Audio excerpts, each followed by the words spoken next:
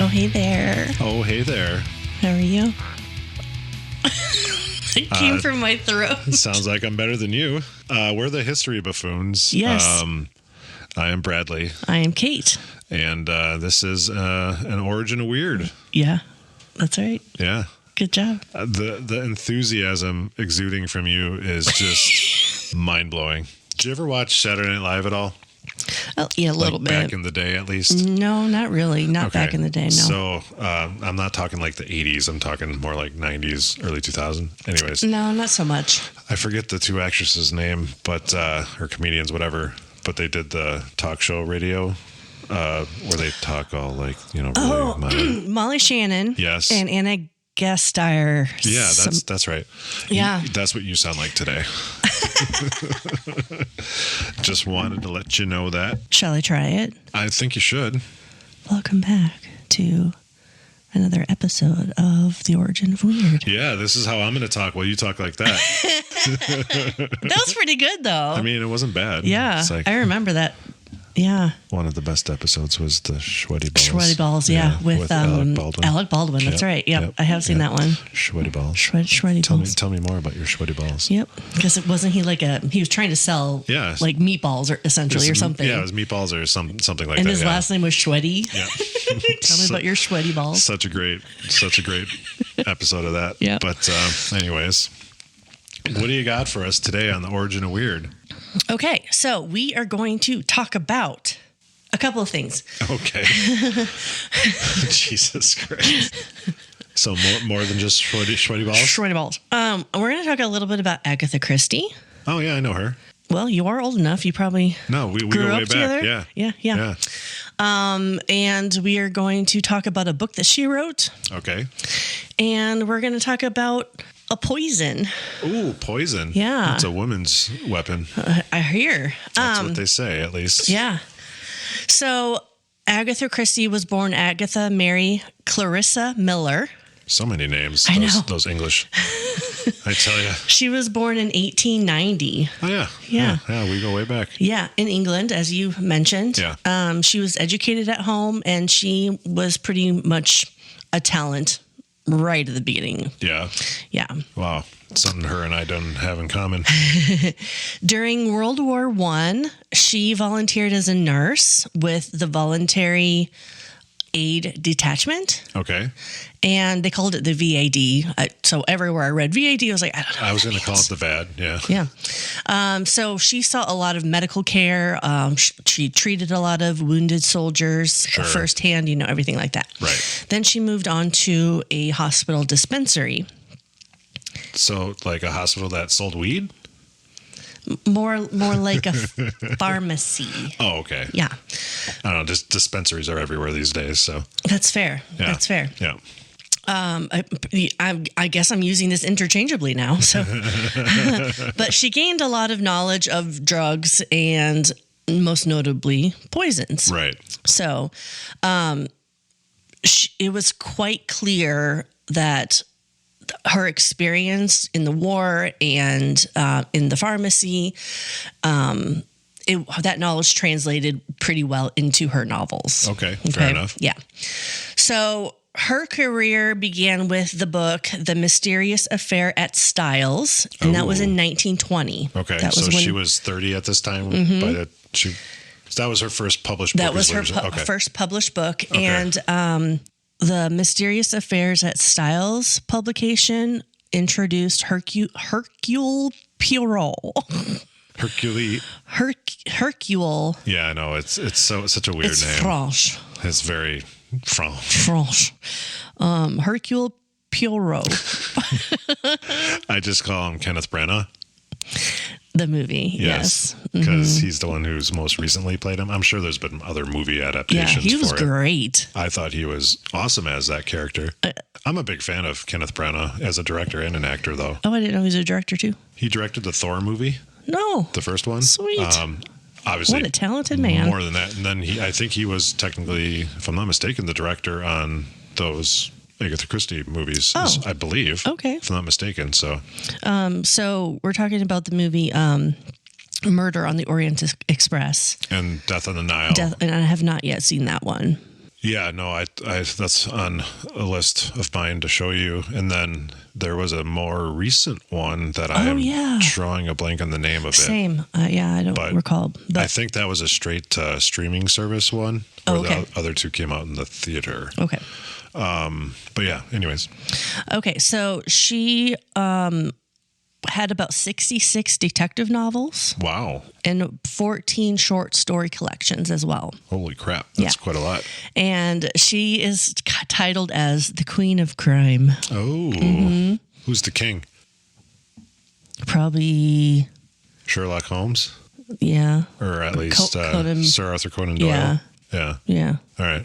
Let's go with that. Let's just go with that. Yeah, I mean, that's fact now. They're both from England, so King Queen makes more sense over there than 100%. here. So 100%. Okay, so I actually did mention Murder on the Orient Express right here.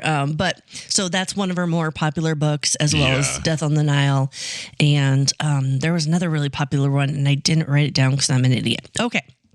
I'm drawing a blank on some of her other books. I know of her books. I don't know how many I've only read a couple. I think I've read one or two, but I'm actually, because of the story, I actually borrowed the audiobook Murder on the Orient Express. I've been listening to it all week. Oh, nice. Very cool. I'm almost done with it. It's short. It's 10 hours. Yeah. So she was honored as a Dame Commander of the Order of the British Empire in 1971. So she is Dame Agatha Christie. Yeah. Yeah. Just like Judi Dench. So sadly, she passed away in 1976. Oh, okay. That's the year my brother was born. Oh, okay. Yeah. So now, in 1961, yes, she wrote The Pale Horse. Oh. Okay. Do you know who rides the pale horse? No, but I do have a synopsis straight from her website. Death. You know this? It's from the Bible.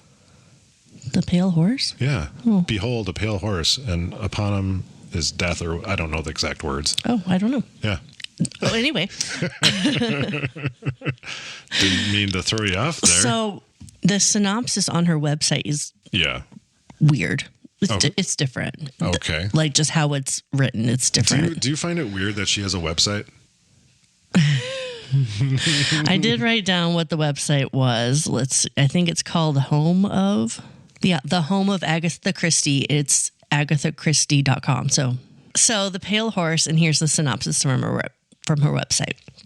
To understand the strange goings on at the Pale Horse Inn, Mark Easterbrook knew he had to begin at the beginning. Well, that's usually where you start. But where exactly was the beginning? Was it the savage blow to the back of Father Gorman's head? Jesus Christ. Or was it when the priest's assailant searched him so roughly he tore the clergyman's cassock? Or could it have been the priest's visit just minutes before to a woman on her deathbed?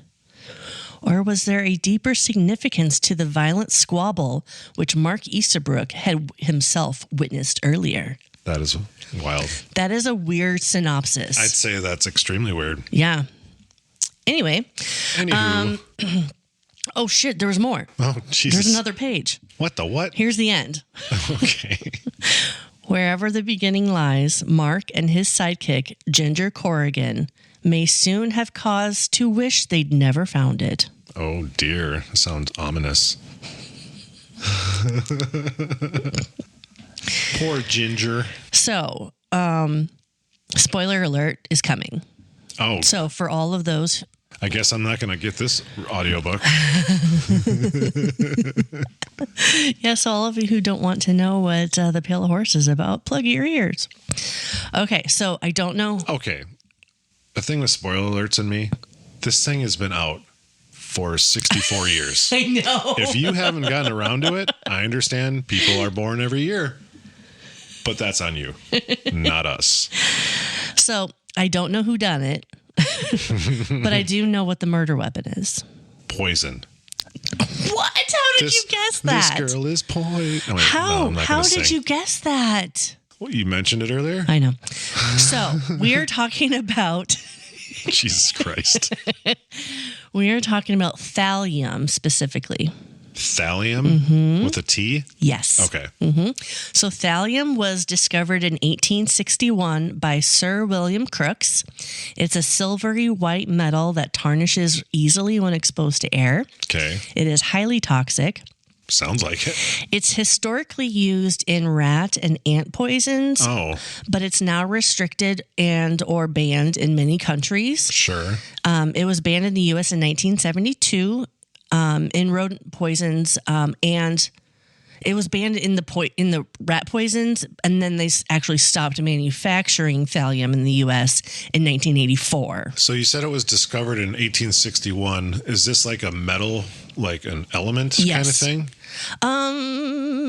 It is a metal. Or is it like I don't know the proper terminology, so I'm going to butcher this. Like, is it on the periodic table? Right. I don't...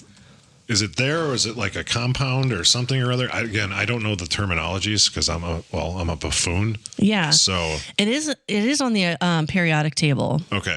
For whatever reason, during my thallium search, it didn't come up with that. That's odd. Yeah. So the symbol is TI. It's atomic number 81. Ooh. Yeah. I was in a band called Atomic Number 9. Yeah. Yeah. Based off the periodic table. Which is what? I don't remember. I forget off the top of my head. CO. Carbon?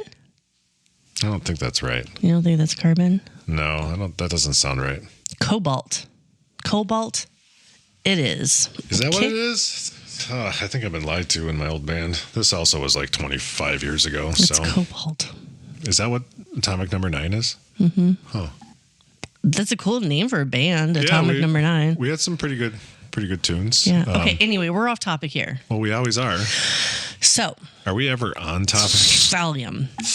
So, as I said, the U.S. banned it being used in rat poisons in 1972, and then they officially stopped manufacturing it in the U.S. in 84. So the reason why I asked if it was on the periodic table, because you just said they stopped manufacturing it. So like, did they just say no one can look for this anymore? Because if it's on the periodic table, it's an element. It is an element in the world. Yes. Yeah. So it's like, just don't go looking for it kind of thing now. I mean, that's the only reason why I asked that. Yeah. Yeah. So no, you're right. It is an element. So because if it's something that, even if it's man-made, or you take this and this and make a compound or whatever, again, I don't know the terminology. It's like, well, yeah, just stop doing that. Yeah. But what do they do with the stuff that's just out there naturally? I mean, if someone stumbled upon it, would they fucking die if they somehow got into them or something? No. So it's found in trace amounts in copper, lead, zinc, and other sulfide ores.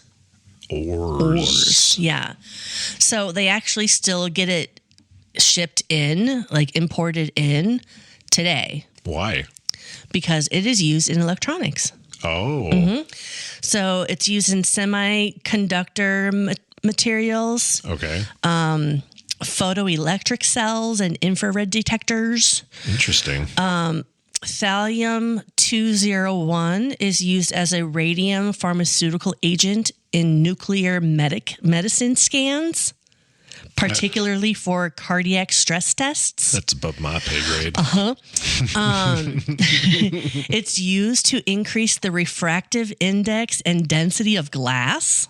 That's odd. Mm-hmm. Okay. It's used in low temperature thermometers. Yeah, because you can't use mercury anymore. When you were a kid, did your parents ever have Probably one of those ones with actual mercury? Probably. So thallium is also tasteless and odorless. So you wouldn't even know if you ingest it. And it does not dissolve in water, which is kind of weird. Well, I mean, if it's technically a metal. Yeah, it's a metal. Yeah, it wouldn't. So if you were to be poisoned with thallium, it can cause hair loss. Oh, dear. Nerve damage. I must be poisoned. Gastrointestinal problems, heart problems. The health effects of thallium are obviously dose dependent. Right. And there are 3 stages. Okay. Do tell. So the gastrointestinal phase can occur with large ingestions or may be delayed 24 to 48 hours with smaller ingestions. Okay. And then phase 2 is the neurological phase, and it's 2 to 5 days or more after ingestion, although it can occur as early as 12 hours after massive ingestion. Oh, geez. Yep. And in acute toxicity, alopecia can occur 2 to 3 weeks after exposure. So do you know what alopecia is? Remind me. I always get it messed up. It's hair loss. Yeah. Because that's what Jada Pinkett Smith has. Right. Yeah.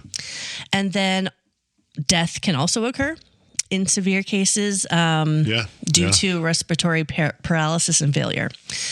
I feel like we're in one of those commercials you always see, and like, don't take thallium if you're allergic to thallium. Right. Yeah, no shit. No shit.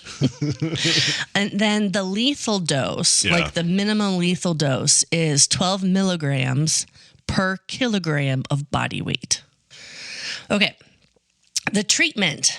Oh, there is treatment for thallium? There is. Yeah. There's an antidote? Yeah. For this poison? So for gastric Ugh. decontamination. Okay. We're talking about ingesting active charcoal to like absorb the remaining thallium. Okay. Isn't that what they do with not overdose? It's like, is it people drink too much too? Oh, maybe. Maybe. I don't remember. I remember like alcohol poisoning. Something like that, yeah. And then there's something called Prussian blue. Prussian blue? Is it from Prussia? It works by binding to the thallium in the intestines and preventing its reabsorption and then promoting its elimination into excrement. Crap. The bowels. There's forced diuresis. I thought you were going to go a different way with that word. Forced diarrhea. Yeah. It's kind of similar. Okay, so the forced diuresis is increasing the urine output. Oh, okay. We're going the other way. Yep. And then there's also hemodialysis or hemoperfusion. Okay. Which in severe cases, it's blood purification techniques. Oh, how do to remove thallium from the bloodstream. I did not look into that. That's okay, because I feel like that's a way deeper dive than we need to go. Exactly. So let's just say that's how you do it. So back to Agatha Christie's book, which was published in 1961. What's the name of the book again? I'm sorry. The Pale Horse. Pale Horse, yes. Okay. The heavy metal thallium was pretty obscure, but she was a nurse and she was in the pharmacy and she learned all about the shit. Sure, it makes sense. Yeah, and it's everywhere on Earth, but it's in just such tiny amounts that you really can't stumble into like a dangerous dose. Right. No, that makes sense. Yeah. So pretty cool for a murder weapon though, right? Well, yeah, poison. Yeah. So again, spoilers ahead. The killer uses thallium to administer slow, progressive poisoning to his victims. Yeah. This method is fairly crucial to the plot. Okay. Because it makes the cause of death appear a little bit more ambiguous and more difficult to trace. Right. Mm-hmm. So a little suspense, perhaps. Suspense. Dun, dun, dun. In the book, the symptoms of thallium poisoning was hair loss, nausea, nerve damage, and they were often mistaken for other illnesses. Of course. Mm-hmm. So it allowed the killer to go undetected for an extended period of time. Makes sense, yeah. Okay. So the novel doesn't quite specify a single precise method of delivery. Like, this is how the killer got it to the victim. Yeah. But the implication is that the thallium was administered in small, regular doses through food, essentially. Okay. So Christie's detailed description of thallium was pretty key to the book's suspense. It allowed the readers to follow the victim's deteriorating health and understanding the awfulness of this crime. Sure. What Christie did not expect was that by putting thallium in her story, she'd end up saving some lives. Oh, really? Yes. So people like read the book and like, I'm losing my hair. You know? Well, maybe I've been slowly being poisoned for the last 15 years. I should really look into my people around me. How did these people get saved by reading her book? Okay, so she did get some serious heat from the newspapers for having written about thallium. Yeah, people like to. I mean, you can go on anything today and people give you heat. If it's like, I saved a baby. How could you save a baby? It's like, what? So I will get to her saving lives, but first we're going to talk about someone who took a life or several. because of this. So they learn supposedly the technique. So we're going to talk about Graham Young.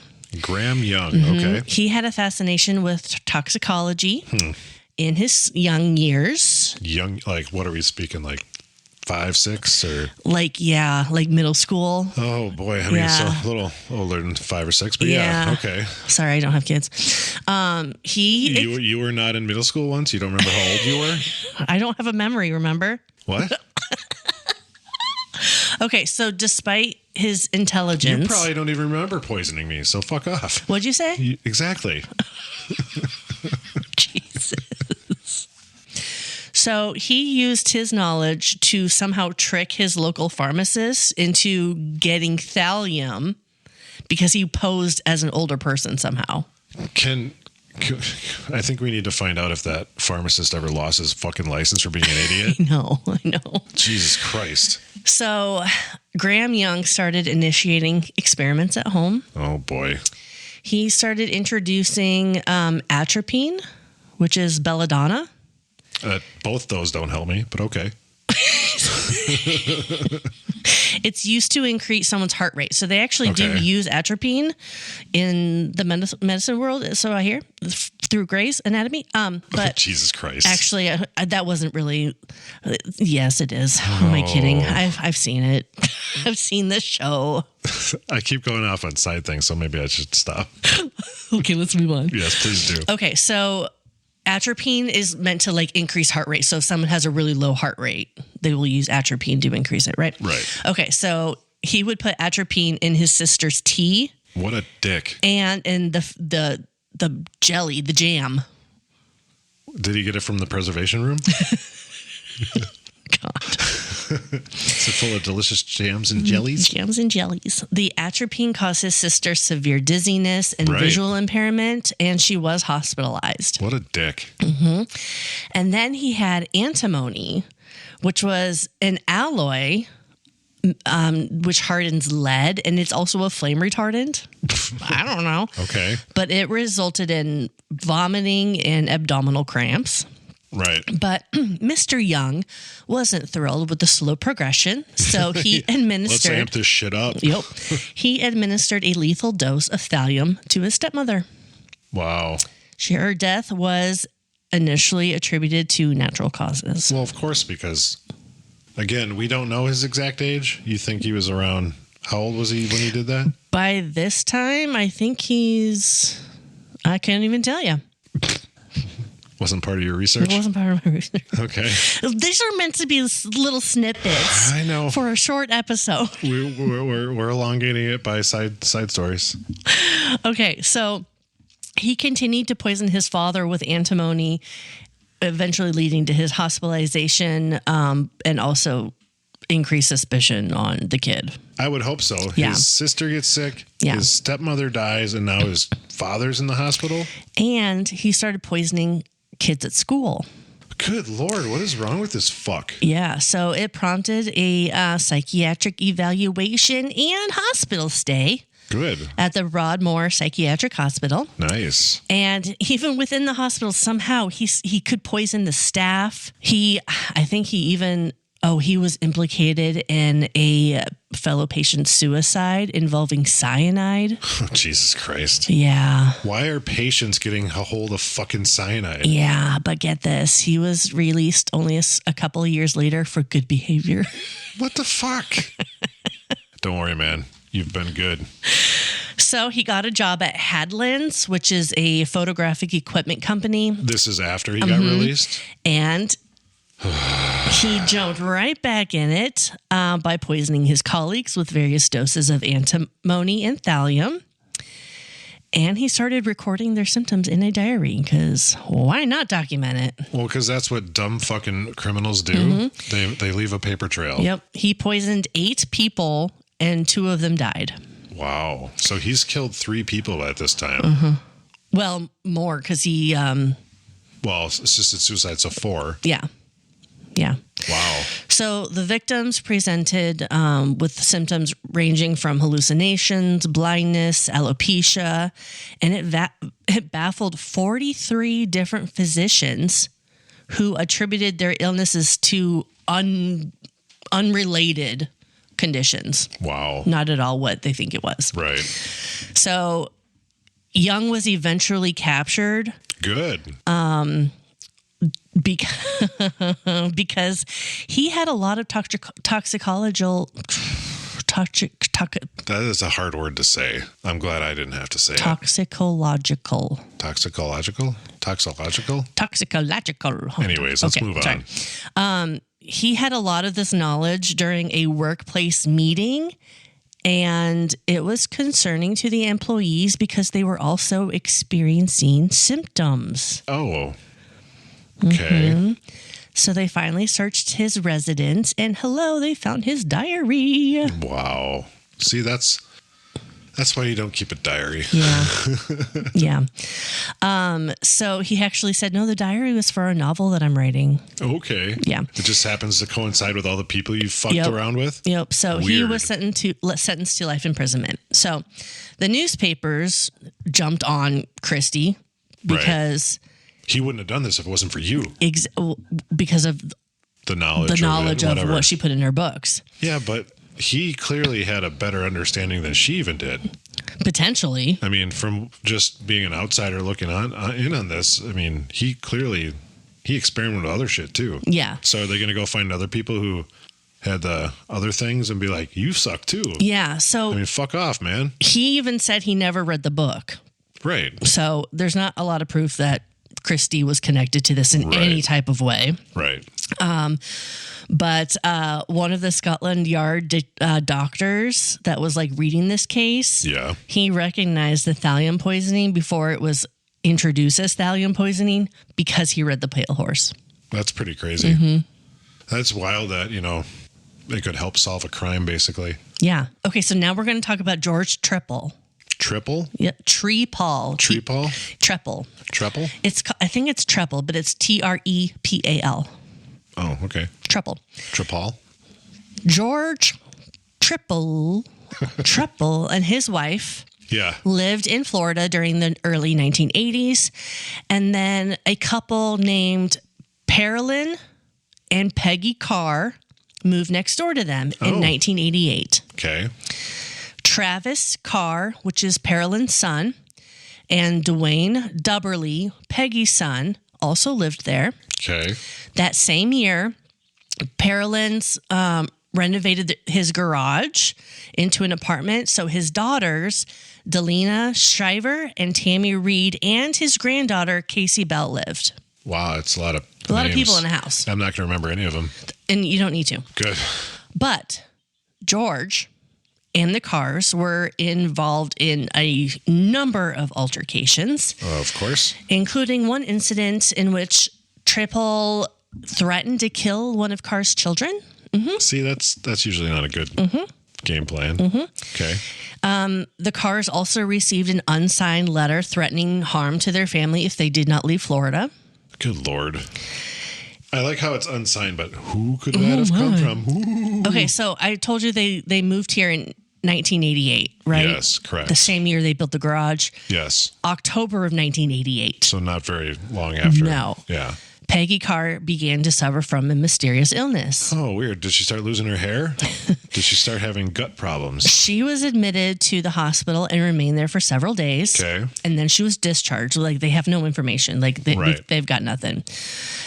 And she was getting better in the hospital.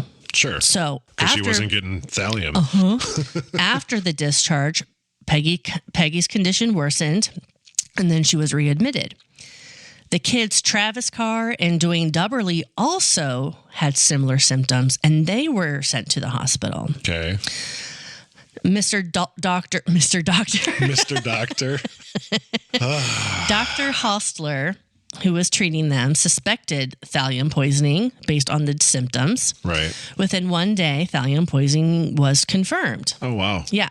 Peggy Carr's condition worse, and she fell into a coma. Oh. Okay. And she died on life support. Okay. Okay. Well, did she die on life support, or did they pull life support to have her die? It was disconnected. Yeah, it was disconnected. I'm just joking around. Travis Carr and Dwayne Dubberly remained in the hospital, and they were treated for thallium poisoning. Okay. Further testing revealed the presence of thallium in other family members, Okay. including his little grandchildren. Oh, that's sad. I know. In November of 1989, so Peggy actually died in March of 89. Oh, okay.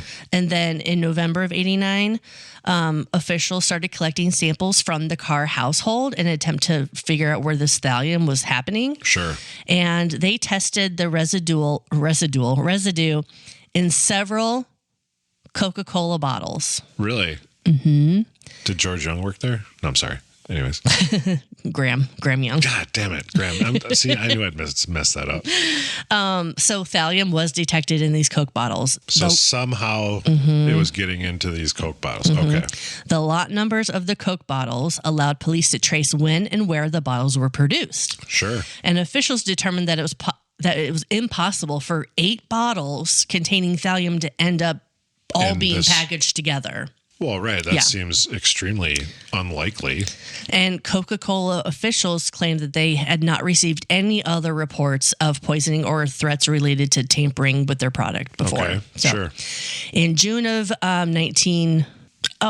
was like, the year I have written down is 1988, and I was like, I thought we were in 89. But in June of 88, that's when they received the threatening letter. Okay. Oh, and that's what made them start to talk to Mr. Trepal. Right. Okay.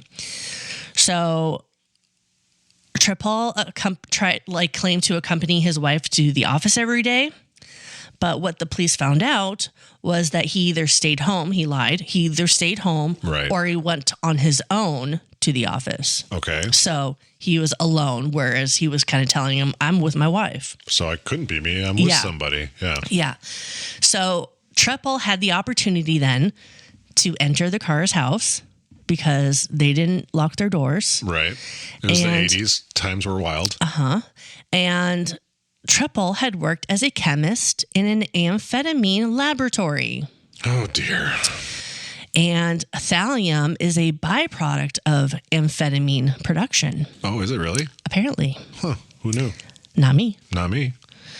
So, in order to further investigate George Trepal, Special Agent Susan Gorek went undercover. Oh. She attended a Mensa murder weekend. Mensa murder weekend? He is so smart. He's in the Mensa group. What is that again? Super high IQ. That's what I thought. Yeah. I know of it. I didn't know. Yeah. So she went to the Mensa murder weekend where Trepal's wife organized this fun little murder mystery party. Right. So Trepal wrote the pamphlet for their weekend describing writing a threatening note and then poisoning the recipient of the note. Way to implicate yourself. Mm-hmm. All right. So during this weekend, Gorek had contact with Trepal and learned that he was selling his house. Oh. And he was moving somewhere else in Florida. Okay. And so Gorek arranged to rent his house after him and his wife moved. Yeah. And a search team came in and they actually found bottles containing thallium. What a dumbass. You're moving and you're not cleaning up after yourself? Well, you deserve to get caught, you fucking moron. So after the discovery, Trepal was charged with 7 counts of poisoning. And murder though, right? Because what's her name, died. Oh, I will get to that. Oh, okay. Yes. Didn't mean to jump the gun. No, that's okay. So another search of his new home in April turned up chemistry books, equipment, and information about poisons, and they found a bottle capping machine. So he could pop the Coca-Cola and put the stuff in and then recap it so it looks like it's brand spanking new. Yep. Wow. That's why I don't drink Coke. And guess what else they found? Cocaine? Oh, wait. That was old days of Coke. They found Agatha Christie's novel, The Pale Horse. Well, ain't that some shit? Trepal was found guilty on 1 count of first-degree murder. Okay. 6 counts of attempted first-degree murder. Wow. 7 counts of poisoning food or water. Okay. And 1 count of consumer product tampering. Wow. All of his appeals have been denied. Good. Including his last one, which was in 2012. Oh, wow. And he is currently on death row in Florida at 76 years old. I'm not sad about that. What a dick. Okay, let's talk about something positive. Whoa. We don't do that on the History Buffoons. In 1977, Yes. there was another case. Okay. A 19-month-old girl was flown from Qatar to a hospital in London. Okay. And she was super sick. No one knew why. And she was getting worse. Doctors are stumped. Right. A nurse at the hospital, Miss Marcia Matland, was doing her rounds, and she just happened to have read The Pale Horse. Wow. She noticed the baby's symptoms were eerily similar to what Christie described for thallium poisoning. The hospital could not test for thallium poisoning, so they actually had to send test result or samples to Scotland Yard. Oh, okay. But they were able to determine. confirm. Sure. Okay. So it turns out the girl accidentally swallowed insecticide with thallium in it. Oh boy. But she got the right treatment and made a full recovery. Nice. Yeah. All right. So the guy who wrote the report in the medical journal actually thanked Christie for bringing thallium to everyone's attention, and Marcia Matland for being a well-read nurse. So basically, Agatha Christie, Queen of Crime, was kind of a life-saving hero. I mean, yeah, she in a roundabout way, and then she got attacked for it. But those haters gonna hate. So yeah, I mean, that's pretty cool. It's a fiction. It's a novel. Well, and that's the thing. It's weird that people. Okay, so like Stephen King, look at all the stuff he's written. So if I go and take somebody and chain them up to a bed and break their legs with a board and a sledgehammer. Yeah. I mean, are people going to be outraged at Stephen King? Probably not. I know. Which is just weird. So it's like, why be outraged at her? Different times, but. Did you hear that there's a Dexter killer? Like copying what the show does? Yep. No, I have not. Yep. I listen to murder shows. I know. Did you ever watch that show? I never watched it. I watched, yeah, I think it was almost to the last season that I ended up stopping before it ended. Because there's a new one out. There is. Yeah. And there may be even a prequel. I don't know. Something, yeah. Yeah, I guess I don't know. Nathan has seen the original all the way through, and he said the last season kind of jumped the shark, so I didn't even watch it. But yeah, that's too bad. But yeah, that was Agatha Christie's The Pale Horse and thallium poisoning. Well, that is weird that a book can help so much, even though it got some shit at one point. Yeah. But go Agatha Christie. Yeah.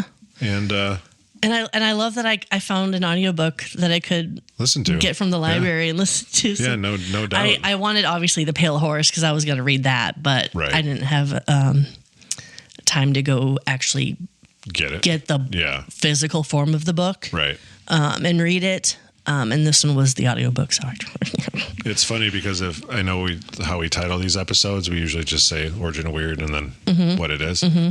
This one has had so many other titles to it. And it's funny because I probably still would have landed on Behold, a Pale Horse. But anyways, do you not remember that from the Bible? No. Well, I suppose. All right, buffoons. That's it for today's episode. Buckle up because we've got another historical adventure waiting for you next time. Feeling hungry for more buffoonery? Or maybe you have a burning question or a wild historical theory for us to explore? Hit us up on social media. We're History Buffoons Podcast on YouTube, X, Instagram, and Facebook. You can also email us at historybuffoonspodcast@gmail.com. We are Bradley and Kate. Music by Corey Akers. Follow us wherever you get your podcasts and turn those notifications on to stay in the loop. Until next time, stay curious and don't forget to rate and review us. Remember, the buffoonery never stops.